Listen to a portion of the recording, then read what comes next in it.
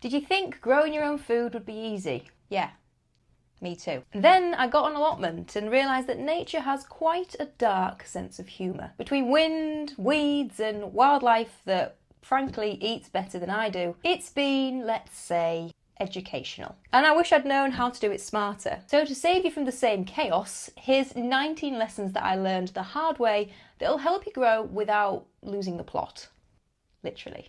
And lesson 1 is to make your beds smaller than you think. When I first laid out my beds, I went big, thinking that I would maximise the amount of growing space and kind of disregarded pathways, which in theory does make sense. But when I tried to weed the middle, I actually had to climb into the bed, stepping on the precious soil and doing some form of mud yoga. So I ended up redesigning everything with thinner beds and proper pathways between them. But here's the plot twist, pun intended. I barely lost any planting space, but I gained so much accessibility and ease. So the lesson here is plan for practicality, not Pinterest. Which brings us on to lesson number 2. Now I'll admit, I got way too excited and started planting in things before I'd even finished properly planning the layout. And 2 months later, I'd realised that I'd planted an entire bed that kind of engulfed a whole pathway. And now I forced myself to spend an hour drawing things out before I do anything on the plot. And it's honestly one of the reasons why I came up with the growing planner,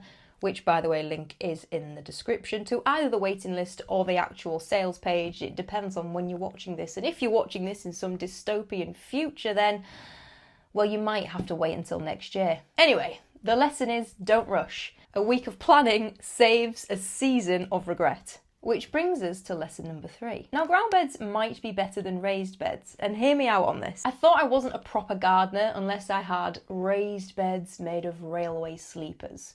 You know, like the pretty looking ones. And then I priced them up and realised that I would probably need to sell a kidney. So I went for simple ground beds instead, and honestly, they are cheaper, they are easier to navigate, and the plants, well, they don't care either way, even though some of the fellow allotmenteers did. So the lesson is that function beats aesthetics every time, which leads us nicely into lesson number 4. Flowers. Now, flowers make a huge difference. At first, I thought flowers were just for looks. I was like, I don't want to be one of those pretty little gardeners that just puts things in that look pretty. I want real food. But then I added calendula, borage and cosmos between my veg rows and the place came alive.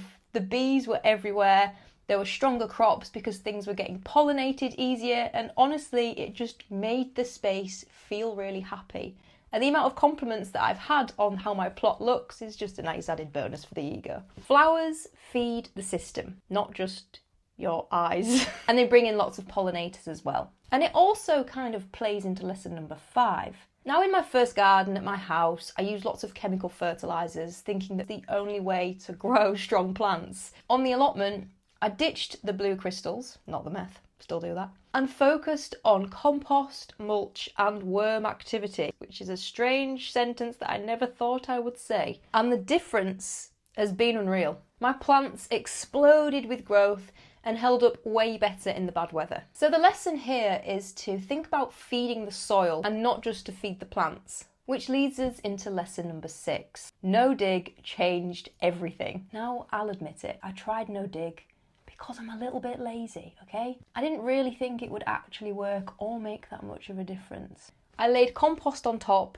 didn't disturb the soil, and just left it to do its thing. And over time, the weeds have calmed down, the soil structure has improved massively, and my back has stopped aching. So the lesson is sometimes the best thing you can do is interfere less and let nature kind of take control a little bit. Which brings us to lesson number 7. I started buying individual bags of compost in the beginning, and honestly I'd say it's the quickest way to lose a few £100. So I invested in a few bulk bags, and even 4 tons wasn't quite enough. So I made the decision to start making my own, chucking in green waste and cardboard into a bin that I'd made of pallets and letting nature take care of it. And now I have a supply of free compost, and it feels ridiculously satisfying knowing that I made it myself. Which brings us to lesson number 8. When I first heard the word mulch, I thought it just meant throwing bark wood chips on top of your beds. And I even spread an entire bag of Strulch over an empty one, thinking that it would stop the weeds forever. It didn't. I learned to use mulch properly around the bottom of plants. Compost, straw, leaves, whatever I had. And the soil stayed damp,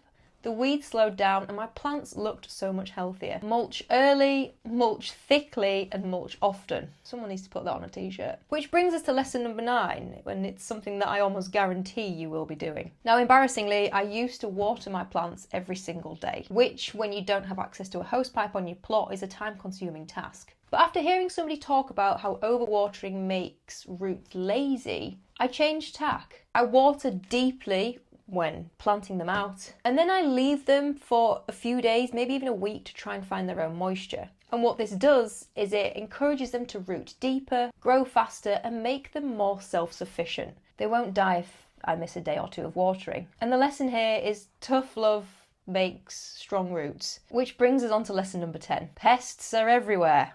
I was ready for combat with slugs, but not for rats, pigeons, moles, badgers, and opinionated allotment neighbours. Now I assume that everything is coming for my crops and prepare for it best I can. I use lots of netting, barriers, and always have backup plants. And because of this, my losses are smaller, and I've stopped taking it so personally when something gets eaten. So the lesson is, you can't control everything, but you can stay one step ahead. Lesson 11, plant in 2 different places. So the next time, I split my plants between 2 separate spots, one at one end and the other half at the other end. And while aphids love broad beans, only one patch was hit by the pests and the other side thrived. So now I always spread the risk where I can. The lesson is never put all of your beans in one basket or all of the same plant together in one bed. Which brings us to lesson 12. You will never beat the weeds. I thought that I could outsmart the couch grass with cardboard and compost, and it turns out that couch grass is the cockroach of the plant world. So now I dig out the rhizomes as deeply as possible and use barriers to stop them from creeping back across the beds. I actually put a line of bricks as a barrier method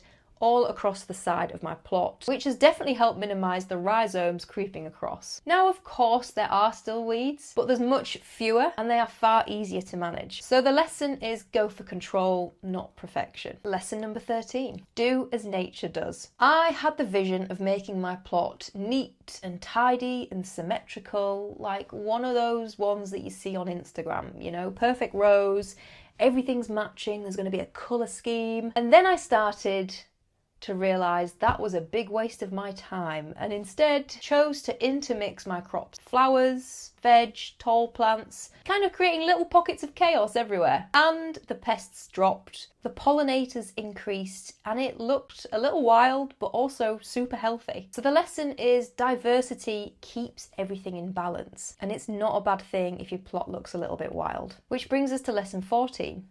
My name's Chloe and I'm an addict. Seed sowing is addictive. I couldn't stop. Once you open up a pack of seeds, there is just this urge to kind of get them all in the soil, and you don't really think about them all germinating and then what you're going to have to do with them once they have germinated. And of course, they did all germinate, and I spent days potting up hundreds of seedlings that I just did not have room for. And now I sow in smaller batches, every couple of weeks actually, and I've adopted more of a succession sowing approach, which has worked far better. Which brings us on to lesson number 15. Pair plants cleverly. Now, when I had limited space, I thought I couldn't grow much variety. So I started pairing crops.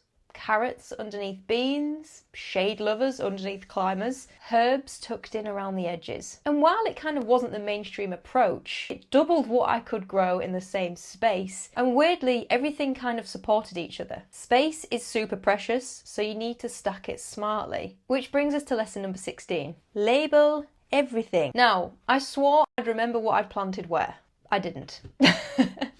And after a few rounds of mystery seedlings, I finally started using labels and writing down sowing dates. And I also wanted a book that I could record all of this in, and after buying several online and realising they are no better than a children's colouring book, I made my planner, link of which is in the bio, but this isn't a sales pitch. By labelling things and writing down when I've sown them, now I actually know what's growing and when to expect it to be ready to harvest. Label everything. Which brings us on to lesson 17. Ignore the noise. When I mentioned planting the Three Sisters combo, which is corn, beans and squash, everybody told me it wouldn't work. So naturally I ignored them and did it anyway. And it turned out to be the most productive bed of the year. Now, while of course advice from more experienced people is helpful, sometimes you have to make your own mistakes and find what works in your own particular area. Which brings us to lesson 18. There is always something to do. I used to try and do everything at once, weeding, sowing, watering, tidying up,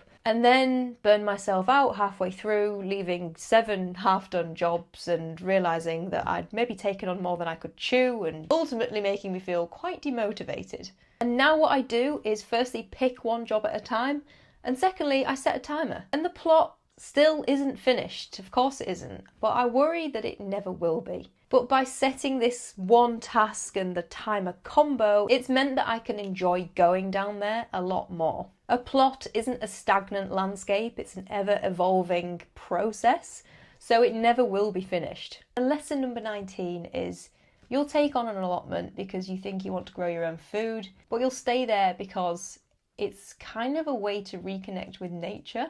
So yeah, growing food isn't as easy as it looks online. You will make mistakes, things will die, and badgers will probably win sometimes. But you will learn so much, and it is so worth it. And although all of these lessons that I've just taught you are incredibly powerful, if you don't set your plot up properly in the first place, then none of them are going to really apply. So you need to watch this video next, where I'll show you how to do just that, step by step.